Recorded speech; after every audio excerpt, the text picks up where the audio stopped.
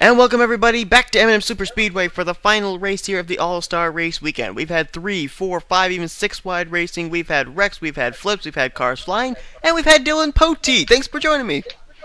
Yay, I've been here. Yay! I'm glad to be here again, and looking forward to another race. This weekend's been very fun, action-packed. We've had cars flip in every race so far, which everybody knows I love seeing flips, even though one was me. But anyway, not expecting a lot less from what we've seen the last 2 races. The truck race, we saw a lot of big wrecks. We saw the mobile race, we saw a bunch of smaller wrecks, but still a lot of wrecks. But I don't know what to expect today. This is the big race. This is the big one. All these drivers ready to go racing. Got a bigger field and a lot of colorful cars, too. Yeah, lots of colorful cars. A couple of them running the special breast cancer awareness schemes that we'll be seeing in the next few races here during the month of October. But, yeah, you are correct. 25 cars in the Truck Series race, 25 cars in the Mobile Cup Series race, but 29 drivers here in the Snickers Cup Series race. Not a huge difference as far as total of drivers, but it could make a difference as far as the kind of racing we have. Yeah, definitely. I mean, these drivers are ready to go racing, and I don't know, like maybe they've learned their lesson. They've seen what's happened the last couple of days in these races and what kind of wrecks have happened, what's caused them.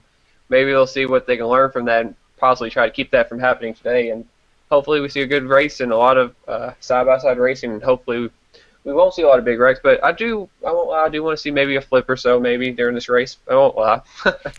Well, we ended up having a Truck Series race, pit strategy come into play. Mobile and Cup Series, though, we didn't really have it. All the drivers came down around the midway point, were able to make it the rest of the way on fuel to the checkers.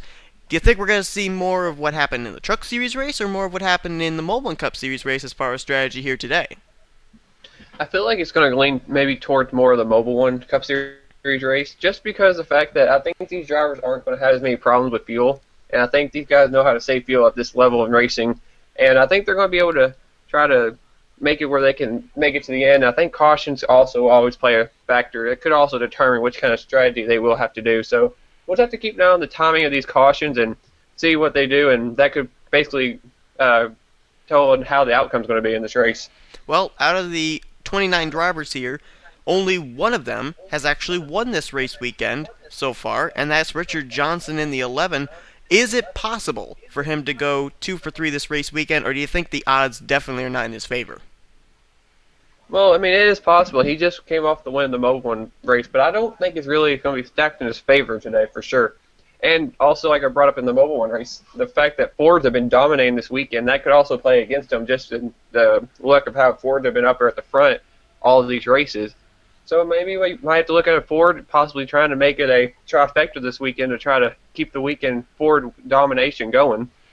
Well, I'll tell you, last year we ended up having Richard Childress Racing and Hendrick Motorsports basically in the verses in the Snickers Cup Series All-Star race. This season, I think it could be very easily said that it's Tweenix Racing and possibly Roush Fenway. All 4 of the Roush Fenway cars in this field, 4 of the 5 Tweenix cars in this field, but RCR's got 3 of their cars in here. Hendrick Motorsports has got 2. Kyotech Racing with 2 of their cars. There's a lot of teams here that really have an opportunity. Yeah, there really is. The big teams, their names are coming up, and they're here for the race, and they're wanting to get the win and everything for the team and everything. So I expect a lot of them to work together, but there's a good chance that one of those big operations are going to end up going into victory lane today. But we could see an underdog team possibly go in there and win today. Maybe Anthony McCurry get one of his cars in the victory lane. We could see possibly one of the Gibbs cars that have not really been showing up a lot this season. See an Evernham car possibly pop up. Never know, maybe even Michael Norman, his car, he could even win today. So don't count on those small teams not going and competing for today's win. I expect them to be right up there in the thick of it with these big teams. All right, we're going to get these cars rolling off, and as they roll off, you mentioned Michael Norman. He's the defending race winner here. He won in the 88, his only win last season for Hendrick Motorsports in the All-Star race. He'll try and look to defend his title against 28 other competitors. As these cars roll off, they'll complete their pace laps, and Dylan and I, for the last time this race weekend, will take a look at this field to see who we think's going to win the Snickers Cup Series All-Star race. Yay!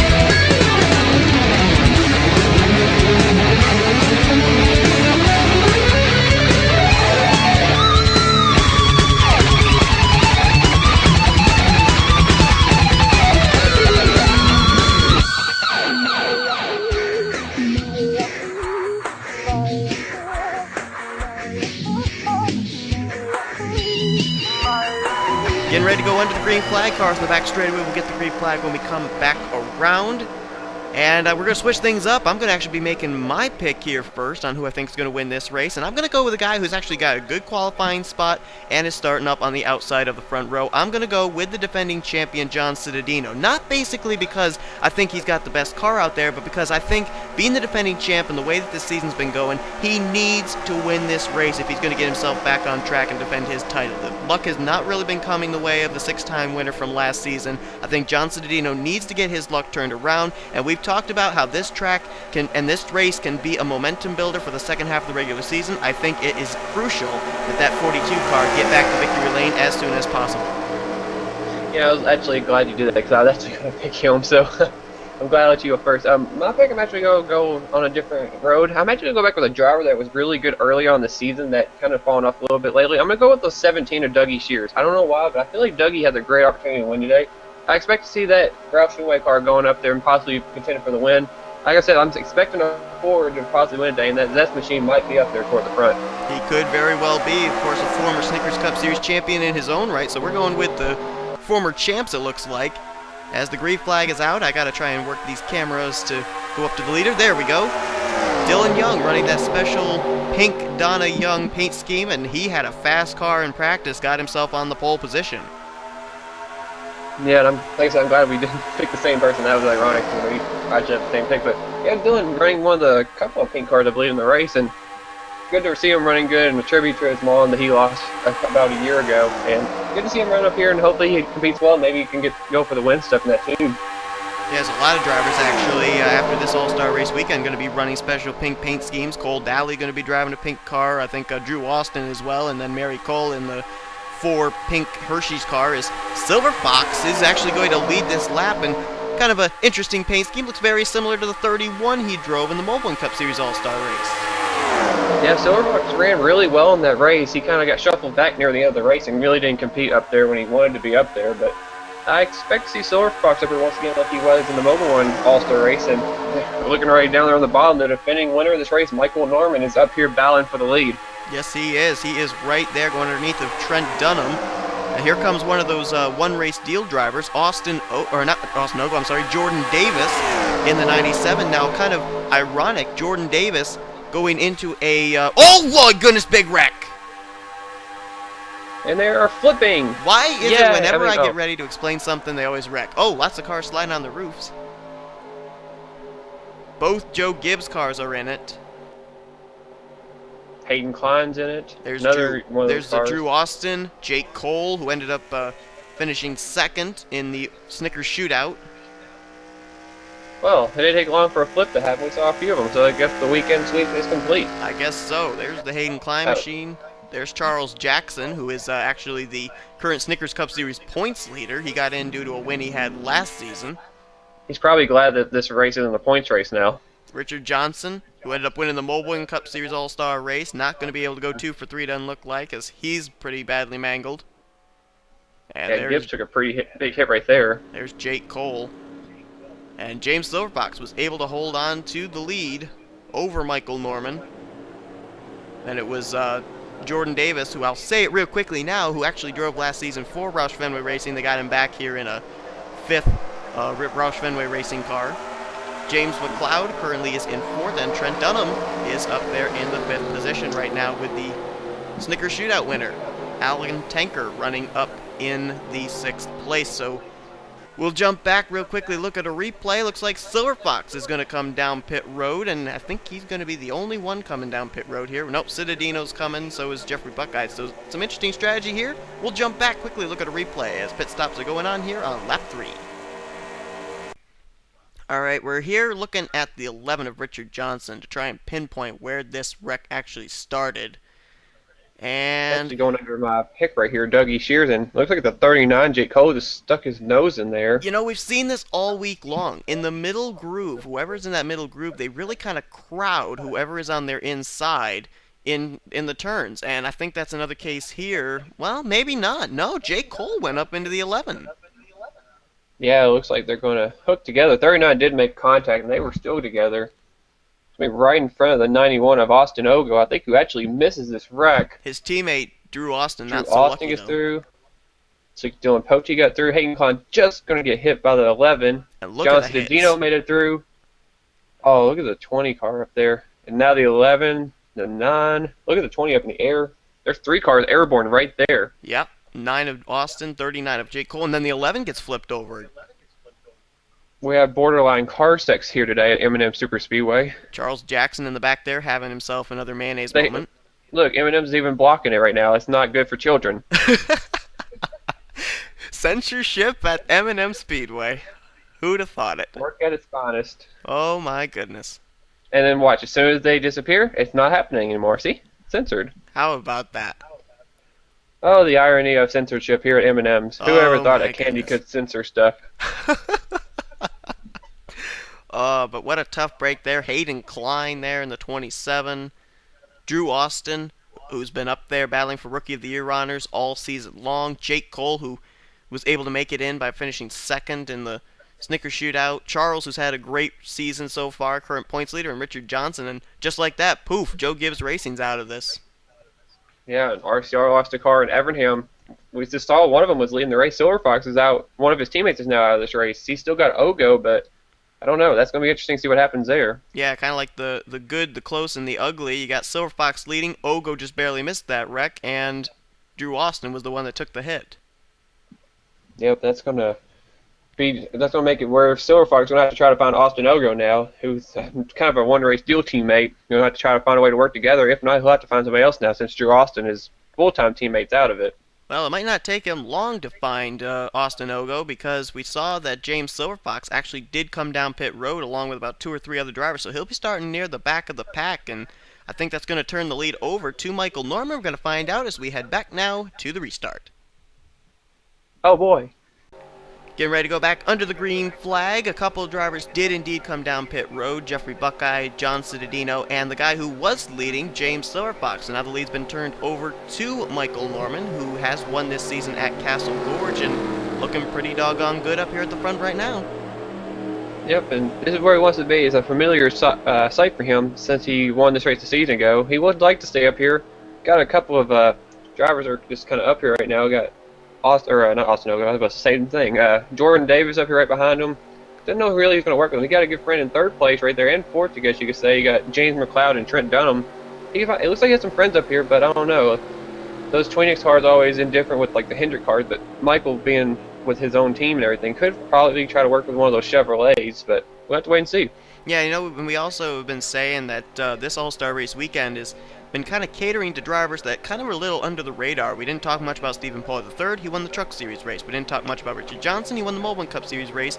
The only single-car team that ends up making this All-Star race is Michael Norman. So if the trend continues this race weekend, he could possibly be a underdog favorite, to coin a controversial term or phrase.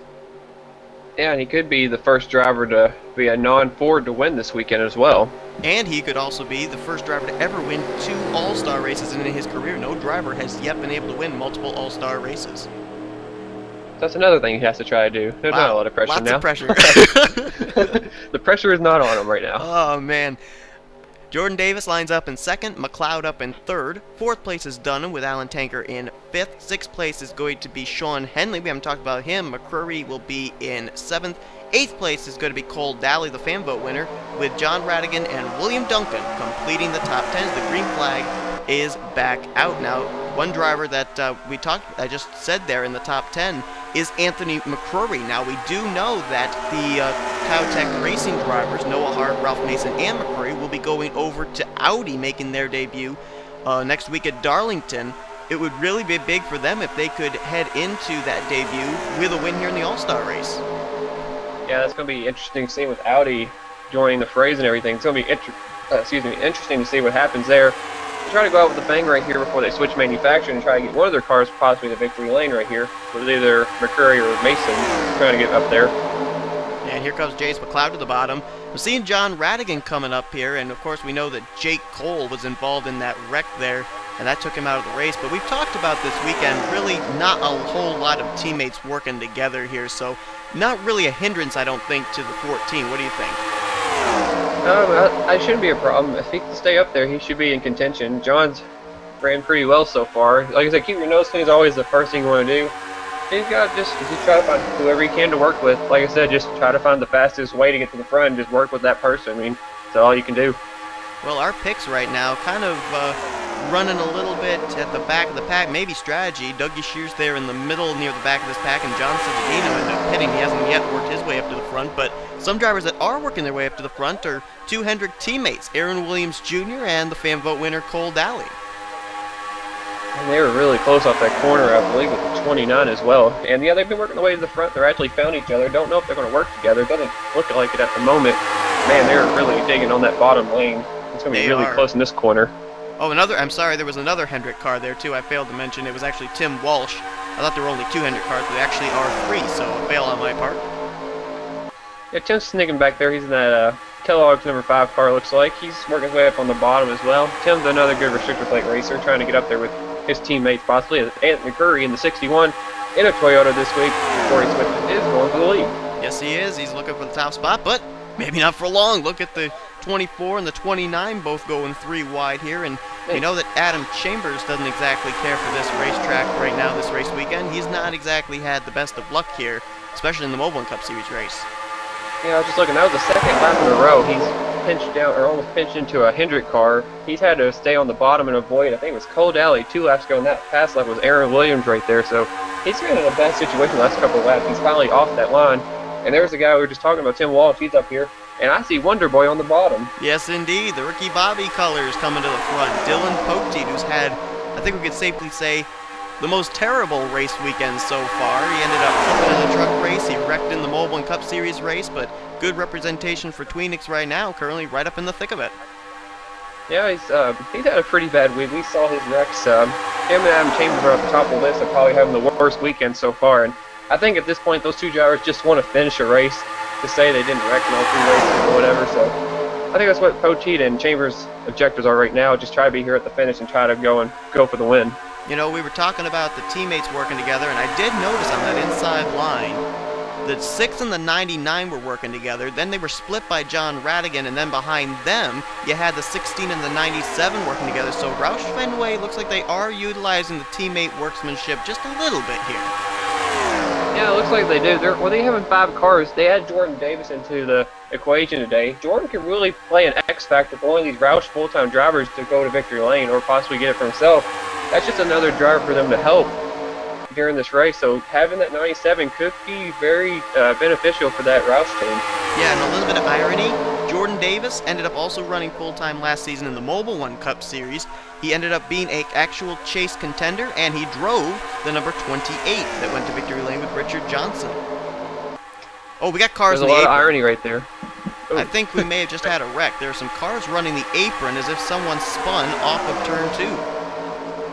Not sure. They're still racing like it's the last lap. But Danny Wells is off the pace. He's got a lot of damage to the back Trent of Dunham's that 31. off the pace. It looks like there was a wreck, but they stayed green. They did stay green. I've seen this. I think they ended up doing this in the practice too, where some drivers actually went down, hit the inside retaining wall, but kept it straight and kept going. That might have been the case there for Trent Dunham and Danny Wells. Tough break for them, though, is that the caution didn't come out. I believe Anthony McCurry was back there. He locked the draft. I think the 61 had a piece of that too, but he got away from it, it looked like. So, not sure if Trent Dunham was on pit road. Yeah, he's on pit road. Danny Wells is on pit road. I don't know if they're going to try and continue on. Looks like they both are, but they got to get out ahead of these guys and stay on the tail end of the lead laps. This is a 25-lap event. We don't do segments here now. And there's not any lucky dogs or anything, so if they go a lap down, they're basically going to be done for if they don't get anything to go their way. It doesn't look like they're going to get it, so it looks like Danny and Trent are going to be out of it now. Yep, I think they basically are. Danny and Trent still They're on still pit working. road as the field goes by. That is a tough break for a couple, probably good contenders. Ooh, man, lot Dougie of Shears, contact Dylan right there. Young rubbing doors into turn 1. How did they keep that together? No love lost between those 4 drivers right there. They just went right in that corner, just rubbing doors. They're trading some paint right there, a little bit of a aqua color and some pink right there going on each other's cars. I mean, they were literally leaning on each other. I thought the both of them were going to shoot up into the wall, and Tweenix at the front again. We got, actually, Tweenix is 1, 2, 3 at the current moment. Poteet, McLeod, and Henley. Uh-oh, pit stops. Yeah. We got pit stops going on. And that was a Poteet, quick dive right there Ogo, for the and the two Silversport. Kyotech cars, Ralph Mason and Anthony McCurry coming down pit road. Now, here's something. What if Trent Dunham and Danny Wells can run around here during green flag pit stops? If we do stay under green, they could be back in it. They could possibly be, but we don't know how long they actually stayed on pit road. They're not on pit road at the moment, and I don't know how far they actually fell back. It would have to fall in their way a lot. Like, something would have to happen. If they get back from the lead lap after caution comes out, then that's great, but we'd have to wait and see, though. I'm actually kind of surprised none of the other Twinix cars pulled down with the 78 there. I thought maybe they would have worked together, but maybe we'll see this time around, they'll come to pit road. Let's see here. Here comes McLeod. Yep, his Twinks Racing teammate Mary Cole coming. Oh, they're all coming. Oh my goodness, they're all shoving each other onto pit road. Yeah, I guess they all want the same spot down on pit road. Radigan, They're probably getting some contact back here. Shears, Davis, Navarrete, Tanker, they're all there. William Duncan, all 5 of the Roush Fenway cars came down. Looks like all 3 of the Hendrick cars came down, and Michael Norm just got spun on pit road. Yeah, he is in the wrong direction. Now he's going again. That doesn't help anything right there. I don't know if he was leaving his pit stall. No, he was going into his pit stall. I don't know what happened there. Somebody got into him. I was about to say, I thought there was going to be some contact there, because there's so many cars coming down pit road. I figured somebody's going to get hit, and unfortunately it was Michael Norman, who was the restart leader just a second ago, and that could really make him lose the draft. Yes, it could, and here come the drivers. Oh, I guess Cole Daly didn't come down last time. I thought he did. John Cittadino, Jeffrey Buckeye, Cole Daly. I think these guys actually came down during that caution flag.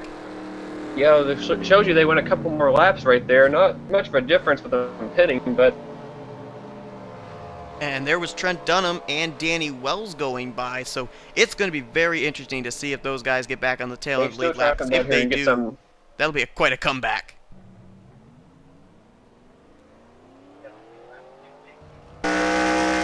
Cole Daly leaving his pit stall. I think the lead would cycle around to James McLeod, but I'm not sure.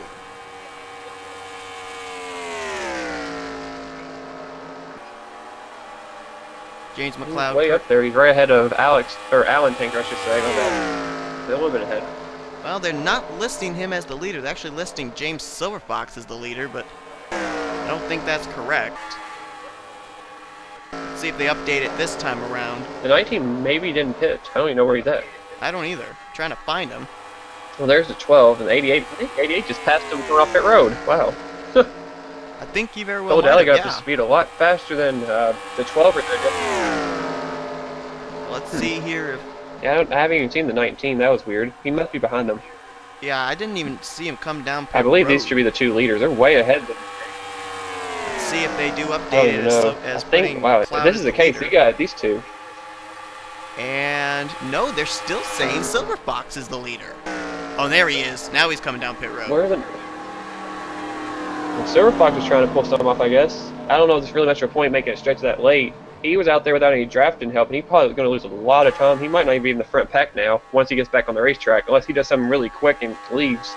Yeah, and we know that John Cittadino, Jeffrey Buckeye, who both had come down pit road the same lap that Silverfox had when that caution came out, they came down about 2 laps earlier. So Silverfox, I don't think he's going to have any friends when he comes back out there. I think he's going to be all by his lonesome. Like I said, if the caution doesn't come out very soon, this feels very separated now. This could really play out for these guys like Silverfox and, or not Silverfox, McLeod and Tanker, who are a little bit ahead of the field. They don't want to see the caution. Silverfox, on the other hand, probably wants to see the caution. We'll have to see how far he is ahead, or let's see where he's actually going to be at. I haven't seen the 16 them come up yet. No, he 16, might actually still be the leader. Yeah, the 16 actually crossed the start-finish line. Oh, here comes the field.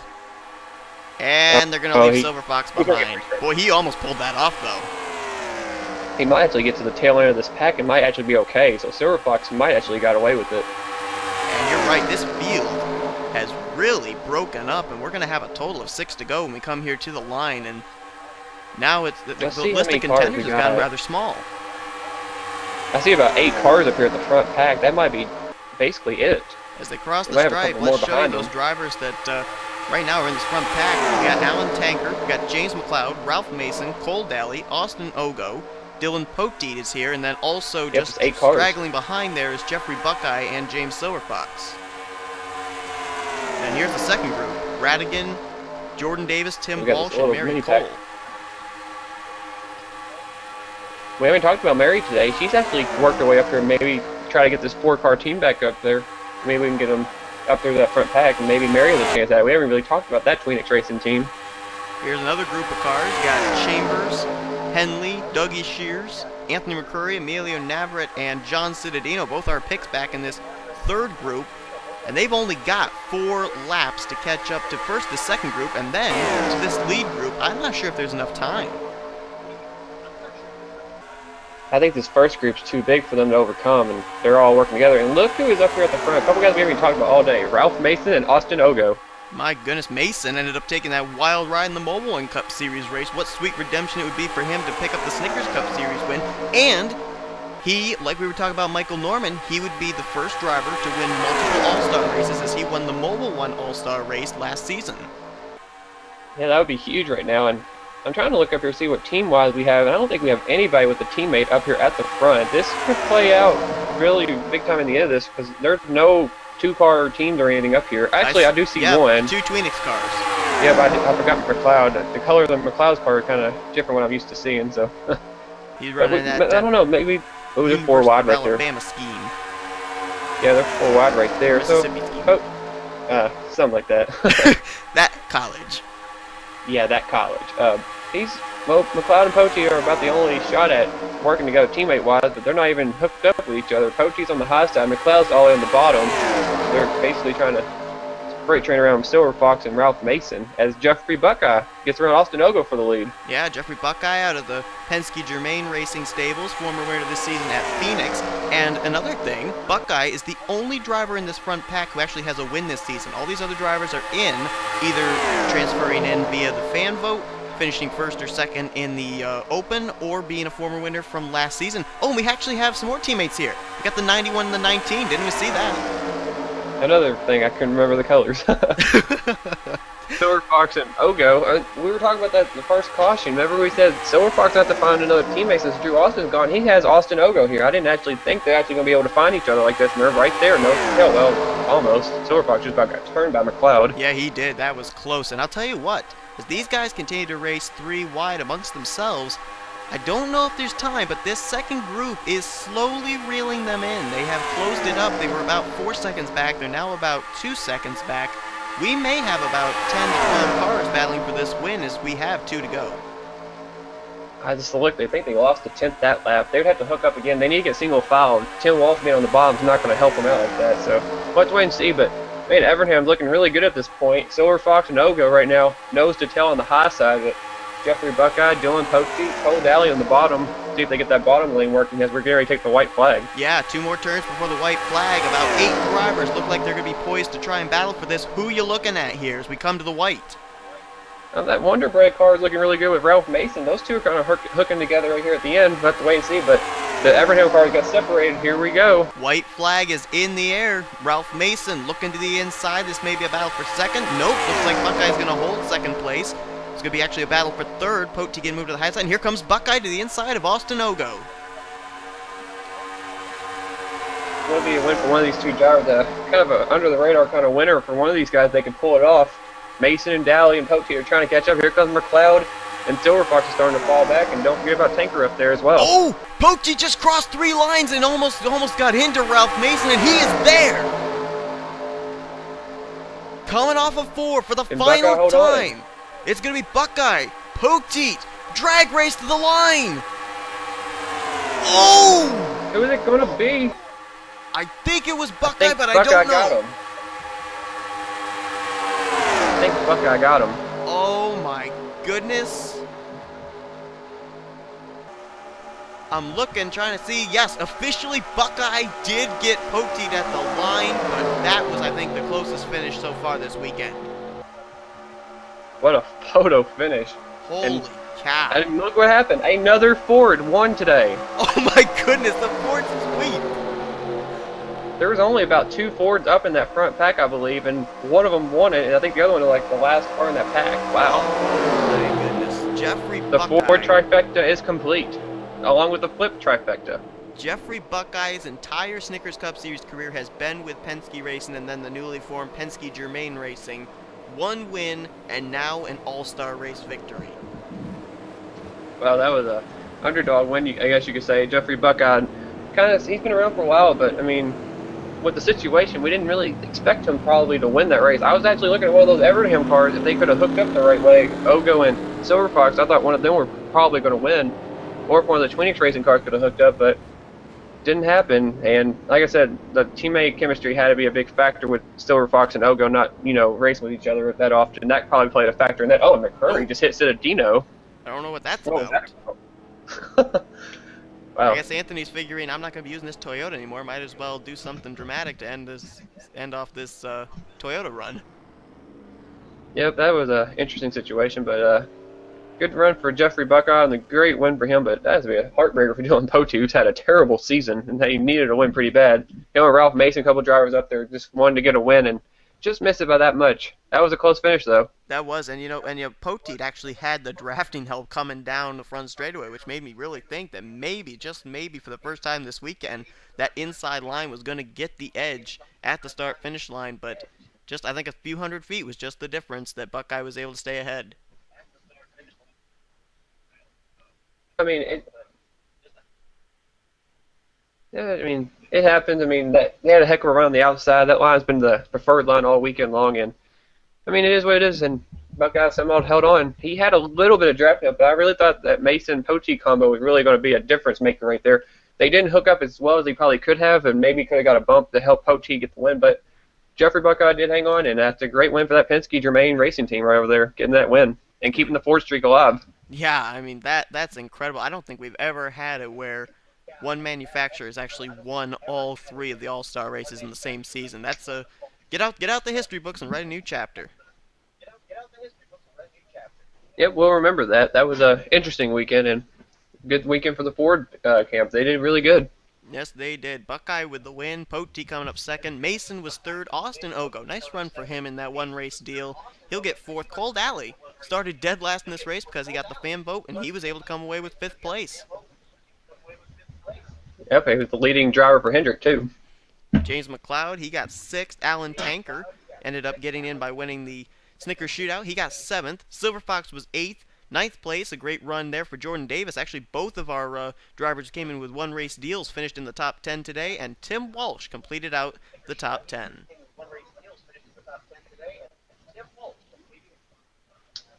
Yeah, we got a couple of those Hendrick cars up there.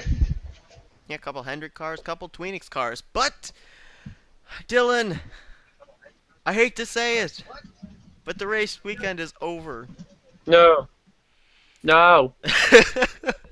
No. I thought there was another 16 races. Yeah, we got 16 more All-Star races. Man. Well. Yay! Well. Oh. This All-Star race weekend, it is over. And so too is the amazing commentary that you have received this entire race weekend. Pass the tissue. Oh. Anyway, hope you guys... Pass the whole box at me. Hope you guys Throw in the enjoyed towel. this race. If you did, be sure to give this video a like, subscribe to become a part of the crew today. Hope you guys enjoyed this entire All-Star race weekend. And Dillon, I want to thank you for sticking it out with me for these 3 All-Star races. It was great. I'm gonna miss it. Ugh. There's always next season. Oh yay! So guys, hope that you'll like this video and everything. Subscribe to become part of the crew today, and be sure to subscribe to Dillon Tay22. That's Dillon's channel. In case you didn't know, you probably did, but if you didn't, then you've been living under a rock. Yeah, and you don't drink Mountain Dew. No, you don't drink Mountain Dew, or you don't use Mopar parts. I don't even wait. I drive a Mopar car. Never mind. So, for the final time of this All-Star race weekend, goodbye, and Dillon will give us the most randomest of random comments. I want lemon juice, please. Bye, everybody. Thank you.